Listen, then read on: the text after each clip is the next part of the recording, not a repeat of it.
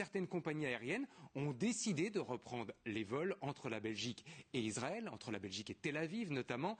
Et voilà que certains membres des compagnies aériennes, certains pilotes, certaines hôtesses de l'air, certains membres du personnel de bord disent non, nous ne travaillerons pas sur ces lignes reliant la Belgique ou transitant par la Belgique et permettant de relier Israël. Voilà quelques déclarations de la CNE. Ça tombe bien, c'est votre syndicat Didier. Nous refusons de traiter des vols d'une compagnie israélienne à destination ou en provenance d'Israël. Nous refusons aussi de permettre à des soldats ou à des responsables impliqués dans des crimes de voyage librement via Bruxelles. Bref, pas question de travailler sur ces vols. C'est partagé ça ou vous êtes un peu isolé sur ce coup-là? Non, pas du tout. Hein. C'est une grande majorité. Vous avez oublié de citer les bagagistes qui sont aussi très forts sur la balle.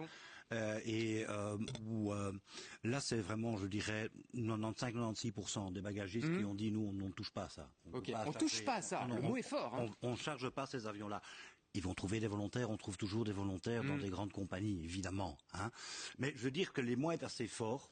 Hein, dans le personnel des compagnies aériennes et aussi dans le personnel des aéroports. Le gouvernement ne fait rien à part pleurnicher, et donc les travailleurs agissent. Si personne n'agit, les travailleurs agissent. En l'occurrence, c'est pas la faute du gouvernement si des compagnies aériennes reprennent des lignes vers Israël. Ah, mais ça, vous demandez aux compagnies aériennes pourquoi est-ce qu'elles reprennent des vols vers Israël, hein? Demandez-leur. Oui, hein, alors que Israël est un pays qui est en état de guerre. Hein. Mais donc vous en voulez d'abord aux compagnies aériennes, qu'on vous comprenne de reprendre ces vols. Et au gouvernement et aux compagnies aériennes. Mais je pense aussi que c'est sain que les travailleurs et les syndicats expriment leur mécontentement au vu du fait que ça ne bouge pas, parce qu'ils ne veulent pas participer à une chose très claire. C'est un génocide, c'est un projet de colonisation qui a été évoqué là maintenant, et ils veulent pas participer à ça. C'est sain, à tel point que même d'ailleurs aujourd'hui, on voit que les universités belges sont sorties ce matin pour dire qu'ils voulaient des sanctions. En fait, tout le monde veut des sanctions. Il y a certes, outre la question de la reconnaissance de l'État, mais ça c'est un autre sujet,